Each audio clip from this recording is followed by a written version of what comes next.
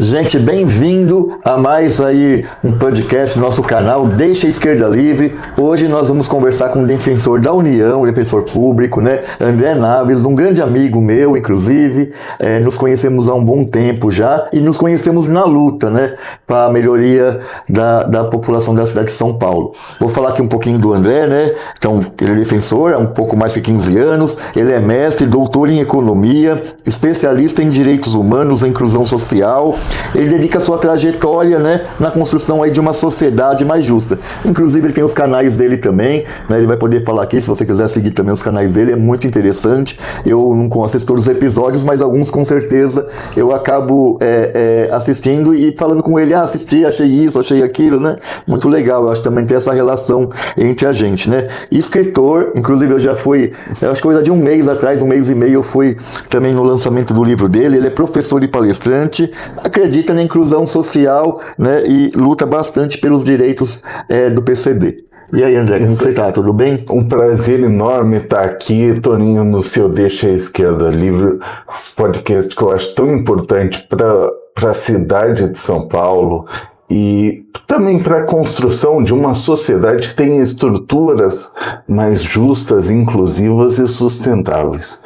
Eu acho que essa iniciativa, e não podia ser diferente vindo de você, desse mandato tão inclusivo, tão interessante, tão vanguardista, Toninho. Parabéns e é uma honra enorme estar aqui. Obrigado, André. André, eu, nessa trajetória aí que a gente se conhece, eu percebo que você tem uma questão sua mesmo, de você, né? Não é a questão profissional, né? Porque você é um defensor, né? Que você tem muito a questão humana, né? Eu percebo que você sempre raciocina em todos os ângulos, sempre lutando assim, né? Por uma evolução da humanidade, por uma relação humana saudável, né? Na sociedade. Você é uma pessoa que eu percebo de classe média, né? Como que você foi adquirindo isso na tua vida? Eu não sei mais, assim, o que mudou minha vida, não é que mudou, porque isso aí já é uma construção. Eu sempre tive uma educação muito sólida com os meus pais, meus avós, exemplos muito valorosos. Mas o que mudou mesmo, que despertou uma luz em mim, foi quando eu sofri um acidente. Eu sempre brinco, hoje em dia eu posso brincar, que o acidente foi o pior e o melhor da minha vida. Ele foi o pior porque eu fiquei muito tempo em coma, mais de 45 dias, muito tempo sem andar, e eu tive de passar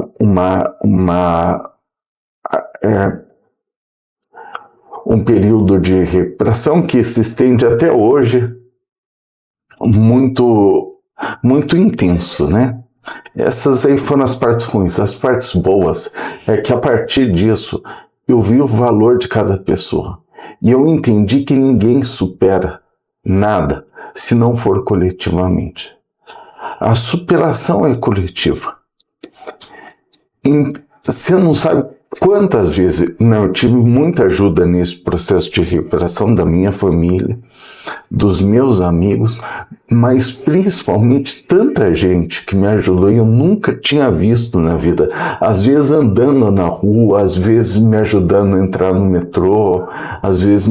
Nossa Senhora, quando a gente vê que o povo brasileiro tem essa qualidade, essa boa vontade, esse trabalho, essa dignidade, eu acho que o povo brasileiro merece uma coisa. E eu entendi que só cuidando dos outros que nós conseguimos construir um cuidado coletivo, que nós conseguimos superar nossas questões, tanto internas como sociais. Se nós queremos construir uma sociedade mais inclusiva, mais justa, ela precisa ser coletiva, ela não pode ser individual.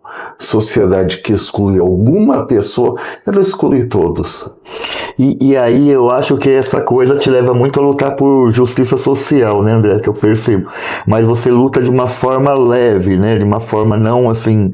Às vezes as pessoas lutam com uma certa revolta, né, eu até falei que eu sinto que você tem uma áurea boa, você luta, mas trazendo uma paz, uma tranquilidade, né. O que significa justiça social para você e você sendo um defensor público? Olha, eu não tenho nada com quem com quem é mais aferrado na luta, é mais radical, de certa forma eu também sou radical, porque radical é aquele que vai na raiz. Então, eu vou na raiz dos problemas, mas eu enxergo todas as pessoas em suas diferentes capacidades.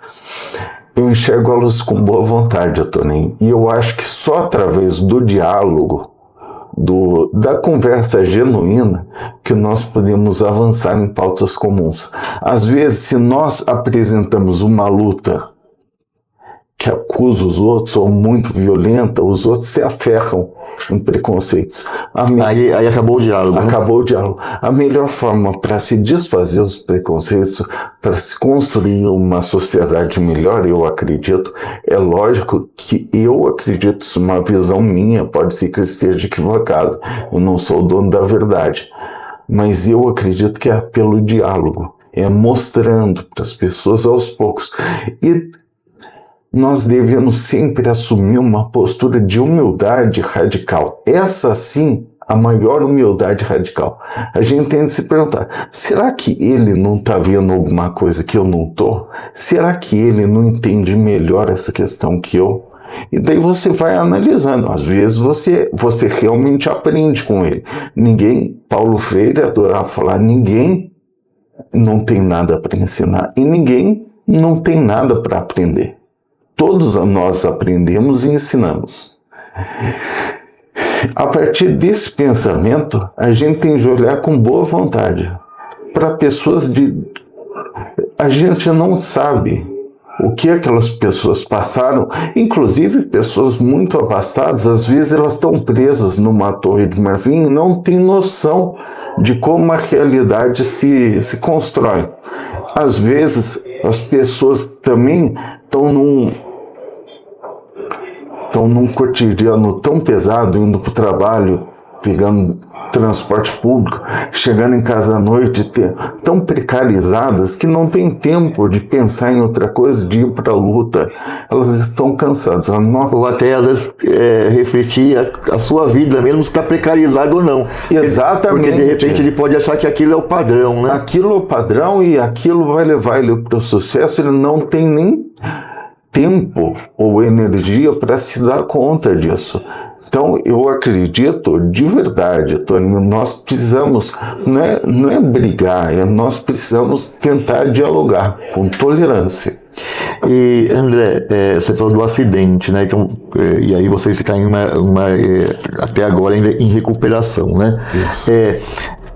E isso te levou um pouco a você fazer essa discussão forte das pessoas com deficiência, porque andando pela cidade de São Paulo, por exemplo, né, a gente vê as pessoas que têm pouca mobilidade, até para senhores e senhoras de idade que têm pouca mobilidade, né. São Paulo é um lugar muito ruim, né, para pedestre, por exemplo, né, na periferia, né, quase não tem calçada. Se você pegar, sei lá, a estação do monotrilho ali, União, se você for subir para Avenida Sapopemba, as calçadas eu acho que tem 25, 30 centímetros, né? São ruas estreitas e às vezes tem o poste lá naqueles 20, 30 centímetros. Ou seja, não tem calçada, você tem que andar no meio da rua em uma rua estreita.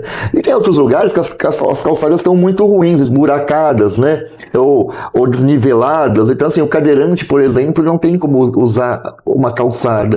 Tem que usar a rua. Como que você sente essa questão também de acessibilidade na cidade de São Paulo? E o que chega para você na defensoria, né? Mas eu acho que a questão da deficiência não está na tua pasta. Não, né? é mais pessoal. Na defensoria são questões previdenciárias que eu trabalho. Hoje, mas antes não era previdenciária, era? Eu já trabalhei muito com direitos humanos. Aliás, eu trabalho com direitos humanos. Como eu costumo dizer, todo defensor público pode ser da União, do Estado, todo defensor público é um defensor de direitos humanos. Nós estamos aqui para construir estruturas sociais que sejam justas e inclusivas. E no fim, o que é uma estrutura inclusiva? É uma estrutura em que caibam todos. Nós só conseguimos isso pela concretização dos direitos humanos.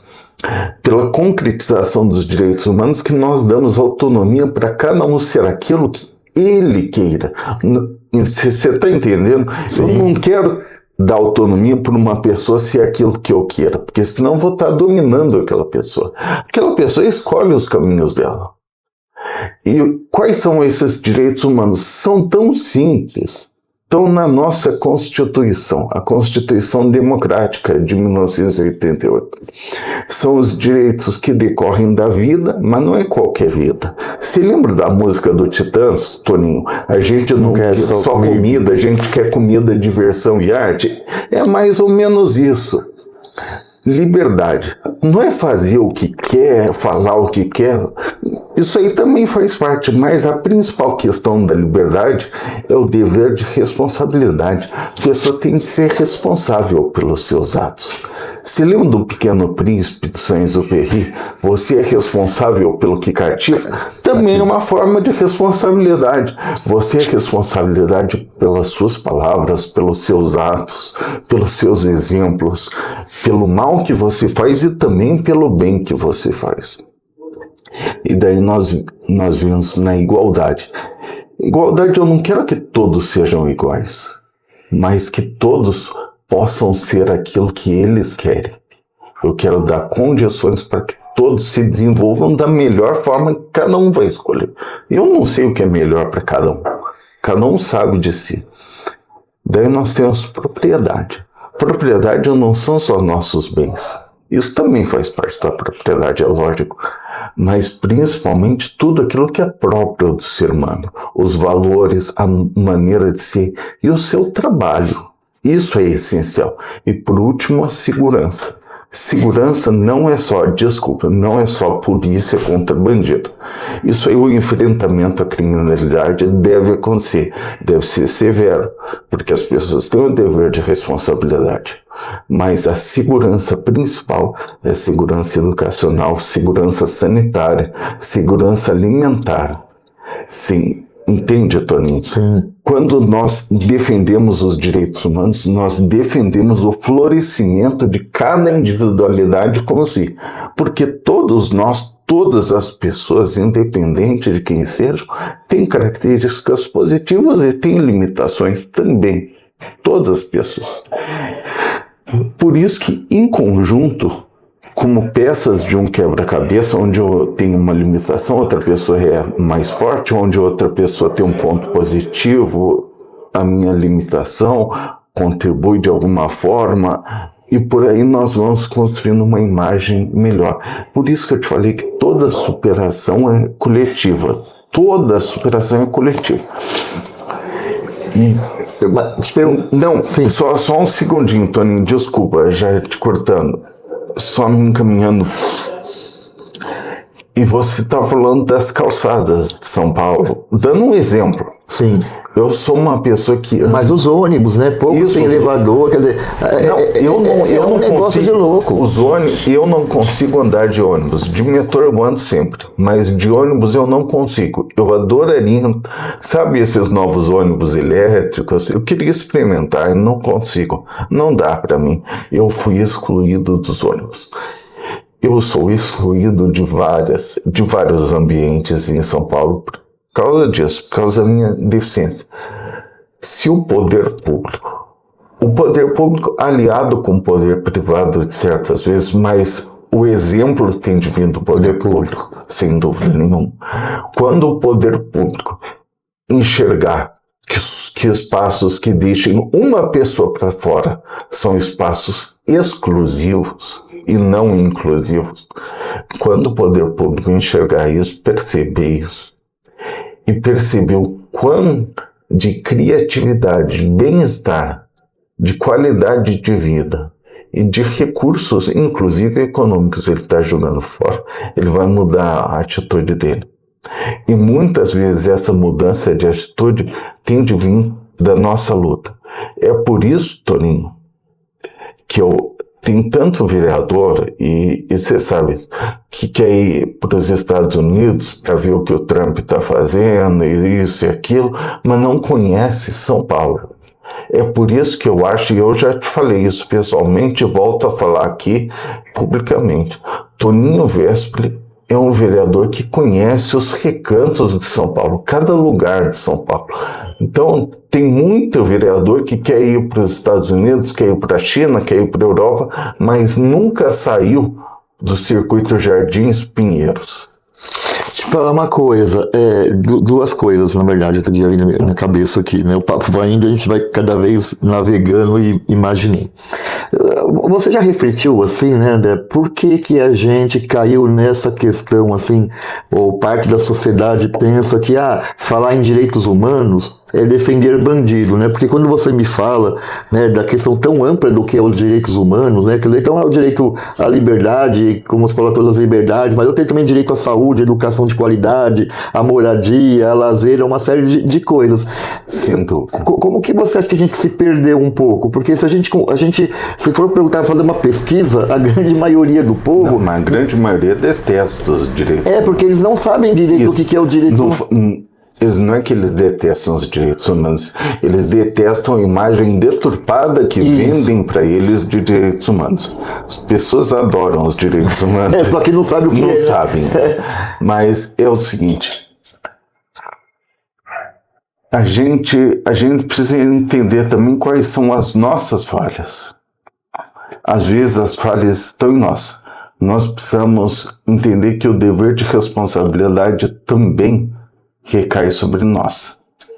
E quando nós pensamos que algumas populações, e principalmente as populações mais precarizadas, mais vulnerabilizadas, são aquelas que se tornam reféns do crime organizado, mas reféns também de várias outras coisas, de uma situação econômica severamente, uma insegurança alimentar, uma insegurança urbanística, ambiental. Quando nós percebemos isso, e as pessoas não têm tempo, porque elas têm que trabalhar, elas têm de sobreviver de alguma forma, elas estão procurando a sobrevivência, então elas não têm tempo de refletir. E isso aqui não é negativo, pelo contrário, é uma decorrência da condição que a pessoa está inserida. Ela não tendo tempo de refletir, de pensar, ela não vê quais são os grilhões que acorrentam, quais são as correntes que aprisionam na masmorra. E tem uma frase interessante de um comediante dos Estados Unidos que costuma falar que para todo problema complexo a gente tem uma resposta elegante, simples e miseravelmente errada. Então, quando a pessoa vê que a situação dela está extremamente complicada,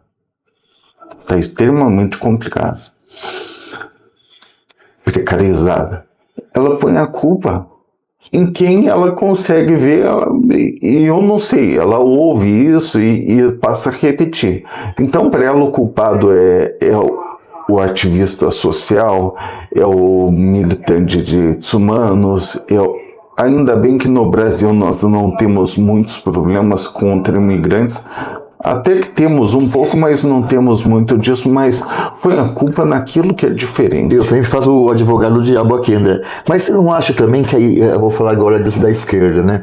A esquerda não consegue ter um programa de segurança, parece que é conflituoso, né? Eu escuto, por exemplo, quando fala assim, mas o menino está roubando. Tudo bem, tem as questões todas em volta e sociais que levar aquele menino. Tá, mas fica parecendo assim, não, quando nós dermos as condições para a sociedade, os meninos não vão roubar, tá, mas a gente vai demorar quantos anos? Isso. E aí, o que a gente faz com isso? E aí vem a direita e fala soluções mais simples, né? Tem que prender, que vai resolver. A gente vai estar com a terceira população carcerária do mundo e não está resolvendo nada. Só que pro povo, pro senso comum, ele quer resolver o problema dele ali na hora. Né? O que eu falo... A esquerda também não peca? Peque muito. Você sabe que a impunidade no Brasil, impunidade não tem direita nem esquerda, ela é ambidestra no Brasil. A impunidade, pessoas que cometem ilícitos e querem algum tipo de anistia, querem ser liberados da cadeia, isso existe em todos os lados. Desde quem tentou dar golpe de Estado até quem rouba um celular. Então, a sociedade precisa olhar para dentro de si, mas A esquerda precisa fazer uma autocrítica interna, perceber que a impunidade, ou na medida em que ela tenta olhar muito para as questões sociais e pouco para as questões da criminalidade no micro, entendeu? Ou como as populações são reféns do crime organizado, ela perde a perspectiva do real problema. Se ela perceber que a cada momento em que ela defende a impunidade, ela está violando os direitos humanos, porque ela está criando na sociedade um sentimento de revolta. Para cada menino de rua, com certeza, eles precisam ter condições, mas eles não podem cometer crimes e serem soltos. E todo mundo conhece, se anda pela rua, Toninho, todo mundo conhece, aqui me roubam, tem um menino ali que rouba, a polícia prende, amanhã ele já está aqui de volta e tal. A gente sabe que a causa é muito mais profunda que essa. Mas se não tirar aquele agente de problema de lá, da melhor forma possível, mas se não tirar, a sociedade vai se revoltar e vai procurar respostas fáceis e mais violentas. Ou seja, a impunidade de hoje vira um bandido bom, bandido morto de amanhã. E assim, André, para essa questão da segurança, né? Mas não tem também um sentimento assim, por outra parte da população, ou até mesclado com essa população mesmo? A gente não acredita mais nas instituições, porque no fim também, grande parte das instituições, o pessoal está lá roubando, ou seja vereador, ou seja deputado estadual, ou seja federal, ou seja prefeito, ou seja secretário, isso, aquilo. E para esses a gente não vê a população ter uma revolta igual tem também quando a pessoa rouba um saco de bolacha. E eu acho que a esquerda olha muito isso, né? O senso de responsabilidade é para quem? Porque, agora vou falar por mim, né? Sou vereador. Eu tenho que ter um senso de responsabilidade muito maior dos meus atos, que podem influenciar muitas pessoas, do que uma pessoa lá que foi roubar um saco de bolacha, que vai influenciar, de repente, a princípio. Depois, talvez não. Mas, a princípio, o cara do mercadinho que ele roubou a bolacha. Mas o que eu fizer aqui, né? Se eu for um vereador corrupto e fazer um esquema aí na prefeitura e roubar não sei quantos milhões, eu estou prejudicando um monte de pessoas que esse dinheiro deixou de ir para política pública. Também não há um sentimento assim das pessoas, tipo assim, né? Pobre vai para cadeia, rico não vai. Como que é isso, né? Tem esse sentimento, sim. E você sabe que por isso, Toninho, que algumas questões atuais, inclusive, quando pedem anistia para algumas pessoas, não estou fazendo juízo de valor, mas quando pedem anistia para criminosos que foram condenados na justiça, a gente acaba reforçando essa visão, esse entendimento. O Brasil é um país, apesar de todo mundo reclamar das instituições, que as instituições estão funcionando bem. A nossa democracia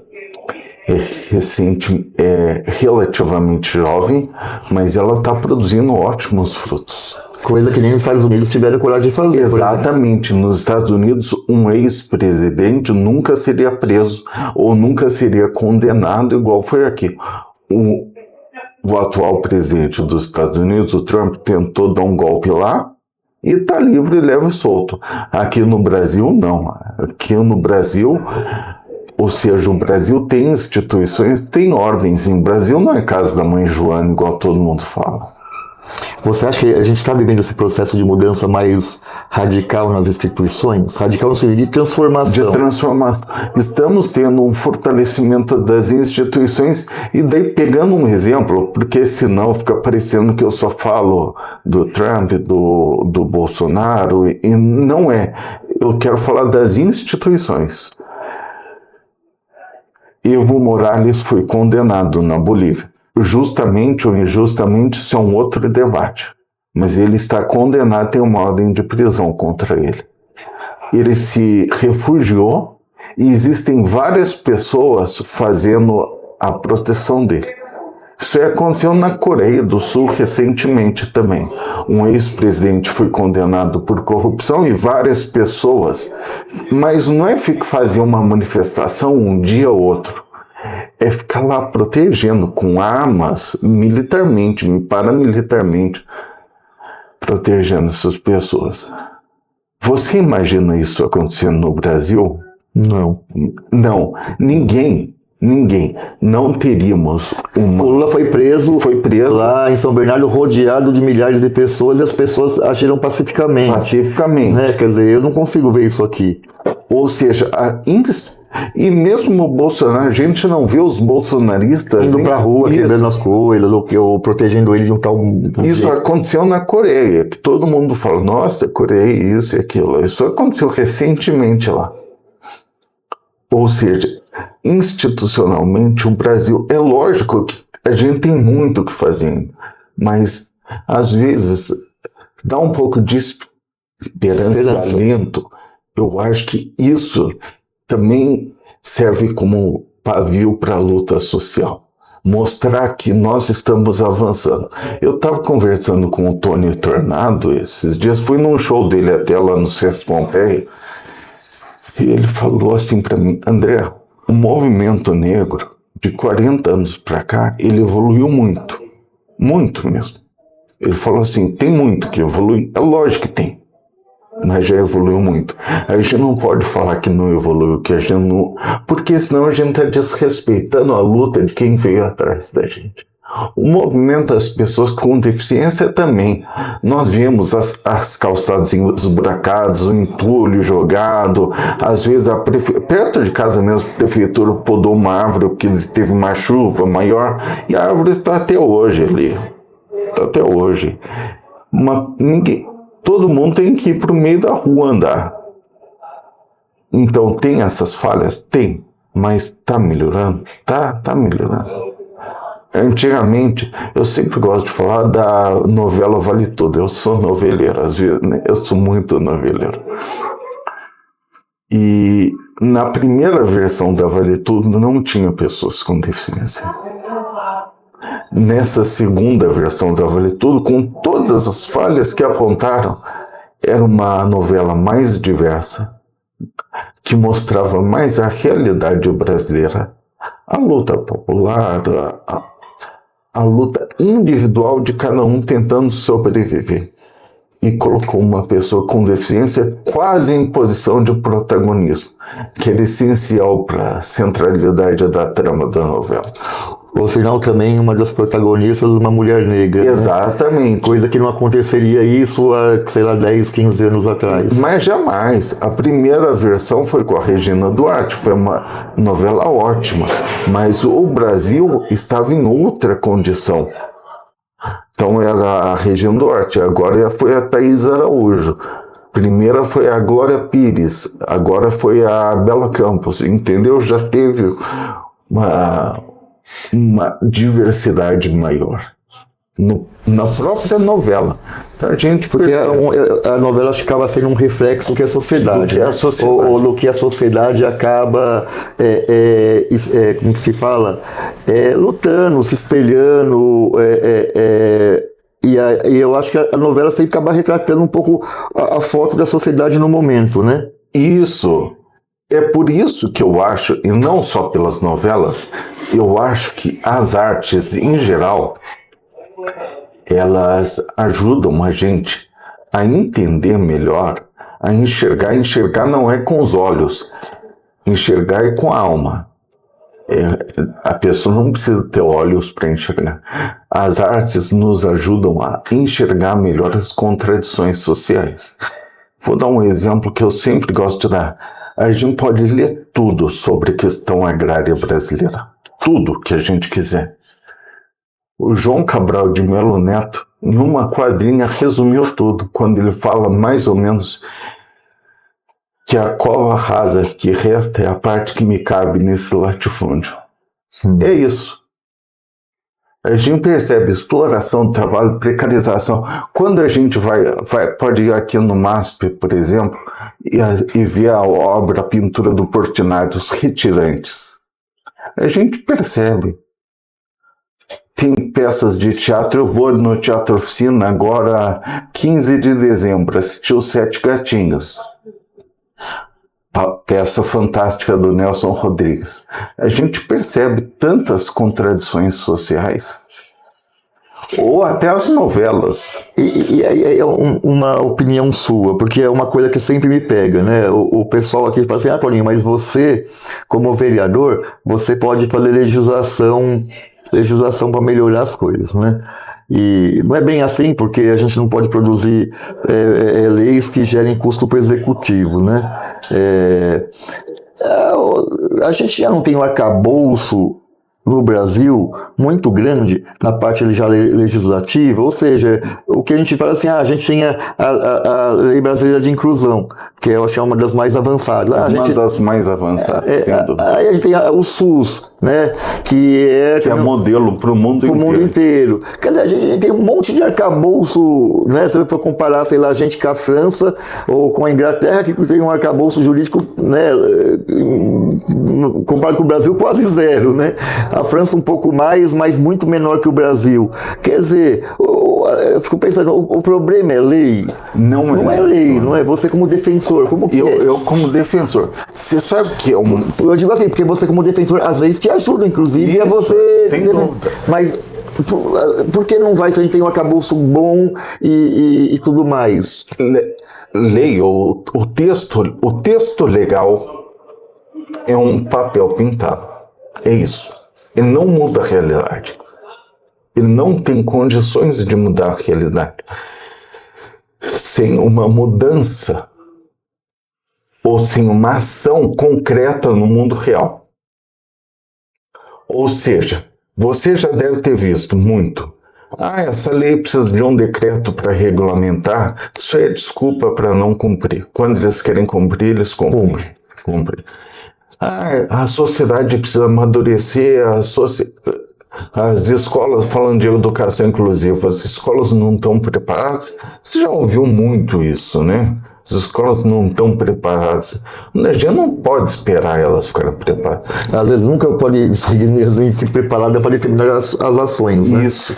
Ou seja... Até se não começar, porque... Né? A lei, é importante que elas existam, porque elas podem pautar avanços sociais, mas a realidade só muda com a luta social, com a pressão popular, entendeu? O Mário Covas, ele falava que que não existe governo ruim para uma sociedade organizada. E é mais ou menos isso que acontece. Pode ter o governante que for, se a população tiver organizada, não estou falando que precisa ir para a rua. Ir para a rua é bom, porque é pedagógico, tem uma questão de a pessoa se sente pertencente a um movimento maior, então é válido ir para a rua. Mas não precisa ser só isso, a pessoa pode estar num coletivo de mães atípicas, por exemplo, e elas lutarem juntas ou pressionarem pela concretização de políticas públicas para a educação inclusiva, por exemplo. E os exemplos são vários que essa luta produz resultado, essa pressão popular produz resultado. Questões para o bem ou para o mal. Se lembra quando surgiu recentemente eu acho que mais para o começo do ano, a questão da taxação do PIX, que todo mundo ficou louco com isso e tal, a sociedade se mobilizou e conseguiu derrubar isso. Não sei se foi bom ou se foi ruim, mas conseguiu. Agora, recentemente, PEC da bandidagem, que os grandes barões do crime organizado se uniram e queriam aprovar. A sociedade deu uma resposta unida, foi até bonito de se ver, foi a democracia pulsante de novo. E caiu, e assim que ela caiu, já abriram-se as alavancas para ser aprovada a isenção dos R$5.000 por imposto de renda. E também perdeu um pouco a questão da anistia, perdeu um pouco de força, né? A anistia perdeu totalmente a força naquilo. Então é isso. Sem o povo organizado, ou metaforicamente falando, sem povo na rua, sociedade não anda para frente. Esperar só lei não é o bastante. A lei é importante, Sim. mas mais do que a lei, é a política pública, é a pressão popular, é um movimento social. Tem um economista que já foi vereador, eu gosto muito dele, o Odilon Guedes, né? Ele fala assim, né, que a principal questão da sociedade em relação à Câmara deveria ser disputar o orçamento da cidade. Sem dúvida. Né? Só que eu percebo aqui na Câmara, assim, quando tem alguma questão propriamente dita, os servidores públicos lutar pela reposição salarial, eles até têm uma boa mobilização. Não tão igual já foi em outras épocas, mas ainda tem uma boa mobilização. Mas quando, por exemplo, vai disputar o orçamento, até para que no orçamento também já garanta timbrado verba, recursos para uma reposição futura, para o próximo ano, você não vê o pessoal se mobilizar. Eu sinto que o pessoal não consegue ainda. Eu estou falando dos servidores, eu podia falar, sei lá, quem quer mais, sei lá, UBS na cidade de São Paulo, Isso. qualquer outro. Mas eu não vejo esses agentes, ou o pessoal do Conselho Popular de Saúde, ou os servidores públicos, vindo aqui brigar por orçamento, né? O pessoal da cultura, até porque eles sempre estão com um pires na mão, infelizmente, né? Eles acabam, acho que, tendo um pouco essa visão de lutar um pouco pelo orçamento. Então, quando você vai assim, nas audiências públicas da cultura, ainda elas são mais cheias, né?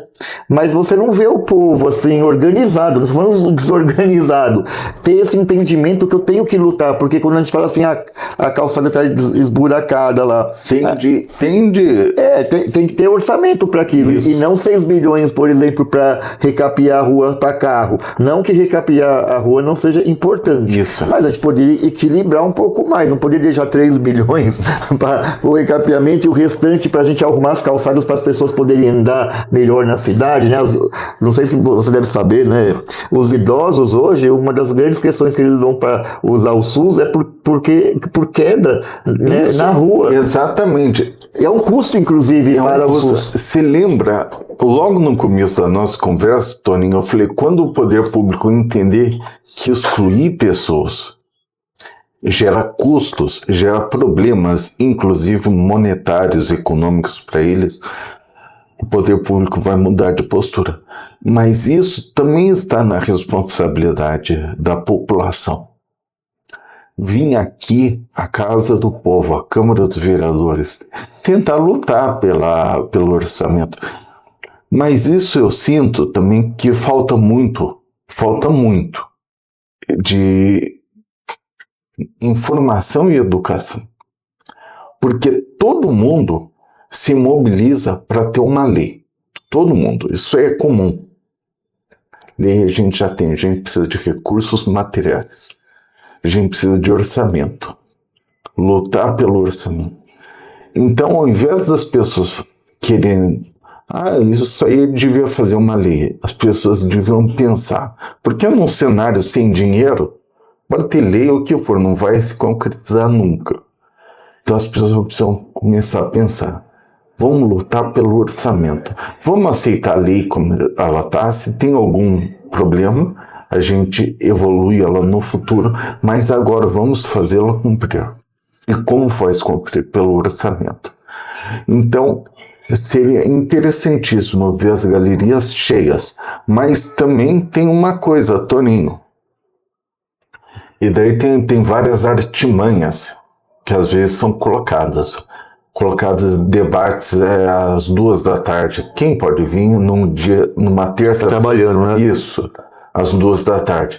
Então, isso aí precisa ser bem colocado, bem pensado. E também as lideranças políticas, e daí eu falo você e tantas outras, lideranças políticas populares que têm interesse em trazer povo para cá, elas têm que saber que tem uma responsabilidade também de chamar, de mostrar como o orçamento é importante, de conscientizar a sociedade. E quando eu falo de lideranças políticas, não são só vereadores, não é só você. Essa é uma responsabilidade que eu tenho e tantos outros têm, de falar assim, olha, vai ter uma audiência pública, seria bom vocês estarem lá para debater o orçamento, nós estamos precisando disso, isso e aquilo. Não é o que eu acho. Interessante mesmo. André, uma curiosidade, né? Você já passou por coordenando a questão de direitos humanos na Defensoria, né? Não, eu já passei pela chefia aqui em São Paulo. Qual é a chefia? A chefia é votado entre vocês ou é uma indicação? Não, é votado entre nós. Na verdade, não é votado. É uma indicação do defensor-chefe lá de Brasília. Mas a verdade dos fatos é uma indicação dentro da própria defensoria. Os defensores indicam para ele indica quem os defensores escolheram, entendeu? Tá. É uma indicação deles, mas eles acabam respeitando a vontade. Respeitando, o que eu acho que é legal isso. Só que, às vezes, isso aconteceu comigo. Eles recebem lá em Brasília pressões políticas, e essas pressões políticas acabam por interferir. Eu vou dar um exemplo, eu não gosto de contar muito isso, mas quando Bolsonaro foi eleito, como eu fazia uma oposição muito, muito forte a ele, eu fui um dos primeiros a ser decapitado. Tá. Então, quer dizer, eles acabam respeitando a vontade, vamos dizer, da base, né? Mas também até um limite, né? Até um limite. E você ficou com quanto tempo na chefia? Eu acho que eu fiquei um ano, mais ou menos. Um ano. E assim, na chefia você lidar então com todo, eu não, na defensoria não é vara, né? É outro nome. Ofícios, né? Então, por exemplo, tem lá a defensoria ligado à criança e do adolescente, tem a defensoria ligado a patrimônio, tem a defensoria... Isso aí, a defensoria estadual que trata dessas matérias, mas é assim mesmo, exatamente. E a União, como que é? A União trabalha com crimes federais, eu, por exemplo, trabalho com previdência e assistência social. Tem que ser coisa ligada à União. A União tem que ser coisa. Ou, por exemplo, contratos com a Caixa, programas Minha Casa Minha Vida, todos esses programas. Então, alguém que se sentiu lesado nesse programa Minha Casa Minha Vida, acha que, sei lá, como funciona... Tinha direito e no fim não teve. Aí ele vai lá e procura a Defensoria Pública da União. Uma pessoa que quer se aposentar, não está conseguindo, quer conseguir o benefício de prestação continuada, o BPC-LOAS. Ou, às vezes, o que acontece muito, pessoas carentes, extremamente vulnerabilizadas e precarizadas que nem sabem que têm o direito. Então nós fazemos essa busca ativa também. Por isso que nós... tem busca ativa? Sabia. Temos muita vinculação com movimentos sociais ou com a pastoral do imigrante, ou o centro de catadores, vários movimentos sociais. Que interessante. É que agora, como eu estou afastado da chefia já faz um bom tempo, eu já perdi esse contato. Mas eu acho, inclusive, que a função do defensor público estar em contato... Você lembra que a gente está falando da briga por orçamento? Uma das funções do defensor público também é fazer a lei sair do papel. Então, mas me fala assim, você acha que tem diferença de governos nessa questão da política pública, no caso aí das pessoas poderem acessar a Previdência? Estou falando isso porque até uma assessora nossa, a Marina Onofre, ela entrou, eu acho que tem um mês e meio, porque queria a sua aposentadoria, né? e ela veio ontem aqui falando que saiu em 1 mês e meio. Eu lembro que no governo Bolsonaro chegou a ficar 10 meses as pessoas esperando para sair a aposentadoria. Tem diferença mesmo? Ou no caso da Marina aqui, no caso, foi uma coincidência dela conseguir em 1 mês e meio? Não. Tem mais gente trabalhando? Tem diferença, sim, até mesmo pelo foco do governo.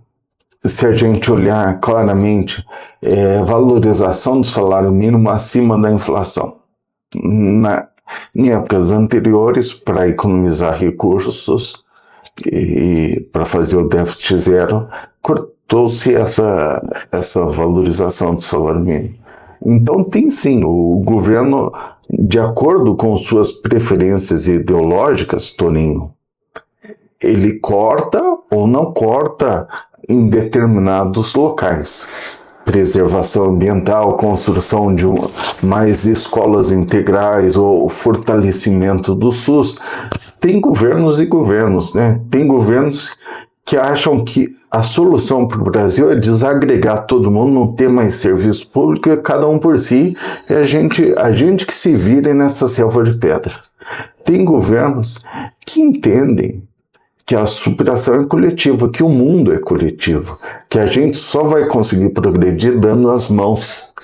Tem gente que tenta fazer o equilíbrio entre essas duas visões, mas existe realmente essa mudança.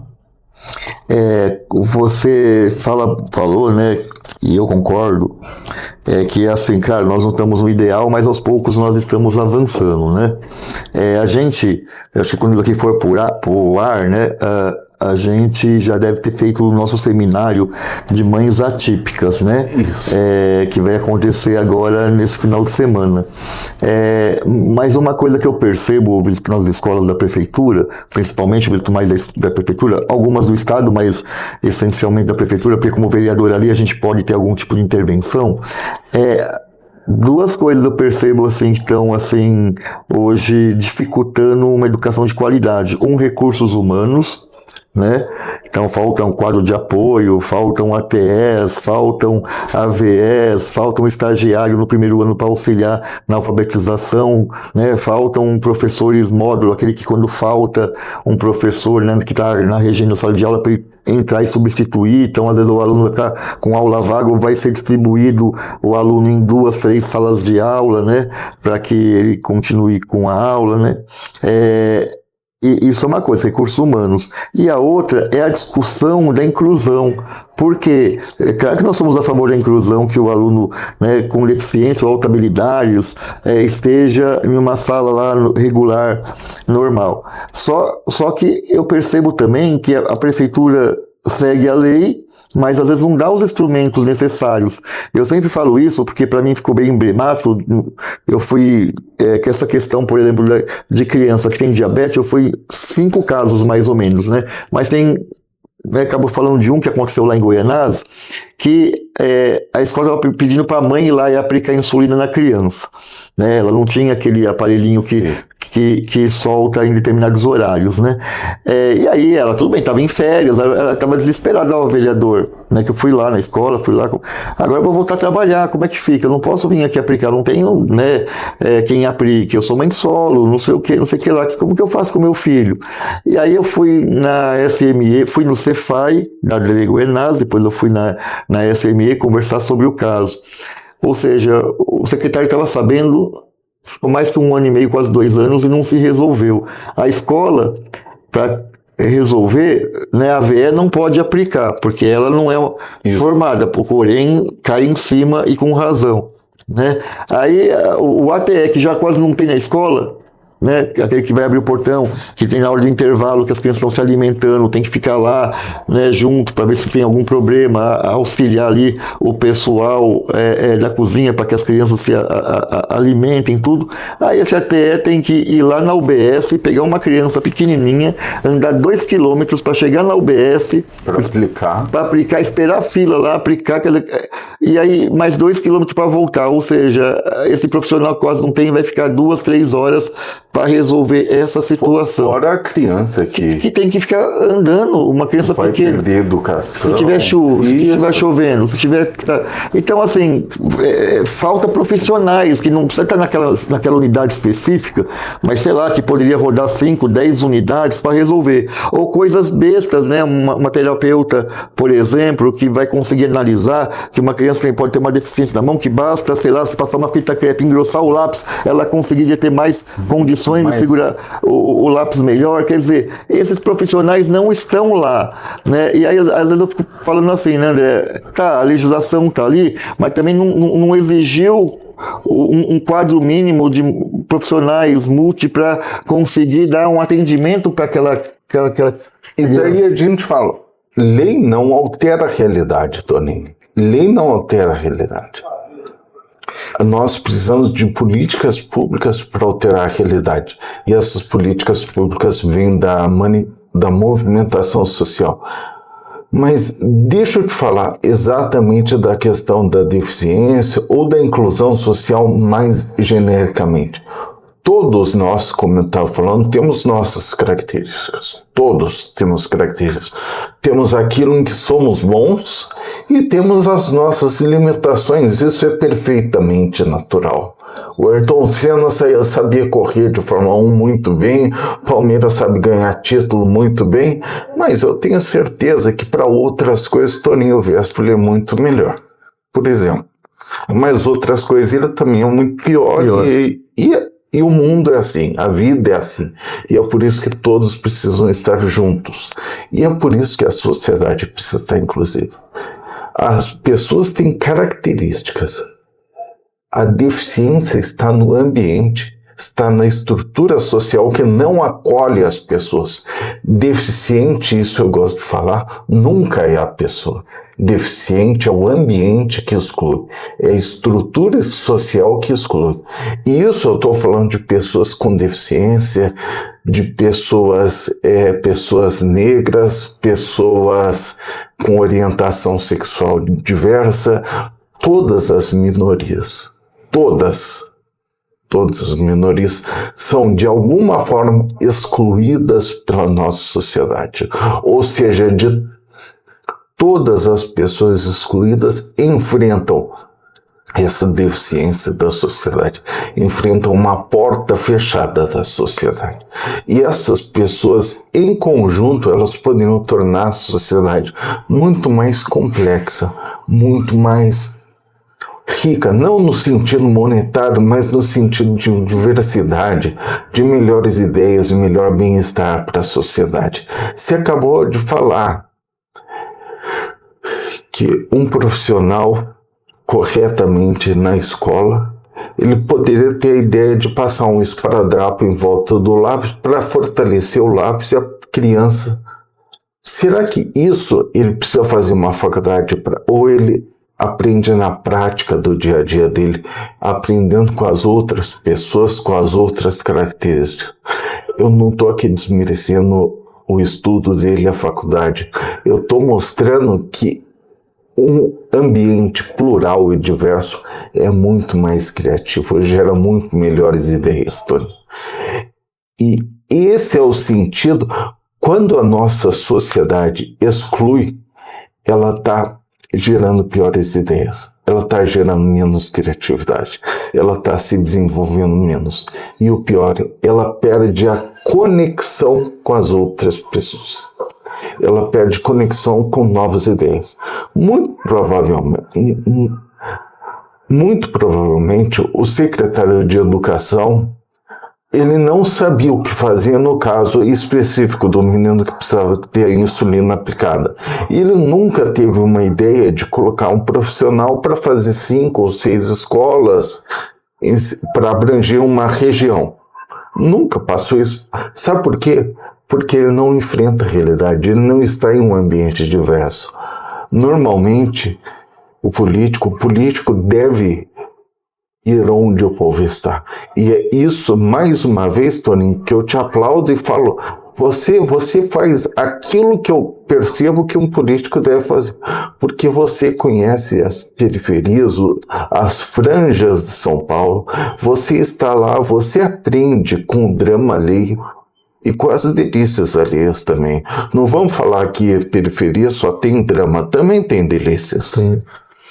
E muita cultura, né? muita cultura. Às vezes a gente, ou principalmente o pessoal aqui do centro, e nisso eu me incluo também, tem uma certa visão estereotipada, que lá não é só problema. Lá é um lugar pujante que também tem muita solução. Por quê? Porque, curiosamente, com todas as precarizações que ele sofre, para muitas pessoas, eles são mais acessíveis que o centro de São Paulo. Para muitas pessoas. E com isso, eles conseguem se tornar potentes, porque diversos, plurais, porque inovadores e criativos. É isso aí, André.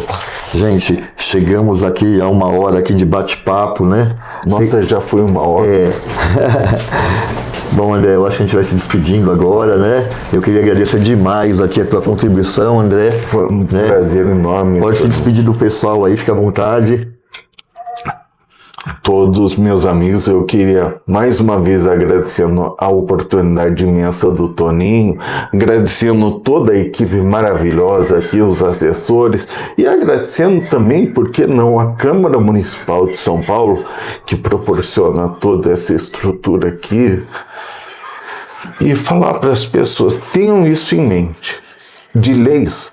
O Brasil já está cheio. São Paulo já está cheio. Não estou falando que a lei não é importante, ela é. Mas a verdadeira luta social, o verdadeiro movimento social, deve se pautar pela concretização das leis. Isso só se faz com políticas públicas adequadas. E essas políticas públicas necessitam de orçamento. Disputa orçamentária, estejam aqui na Câmara Municipal fazendo essa disputa política. Muito obrigado. Bom, mas aí, gente, até mais. Muito obrigado, André. E vamos aí em frente aí, que a gente tem muita coisa aí para discutir nessa cidade e implementar. É isso daí.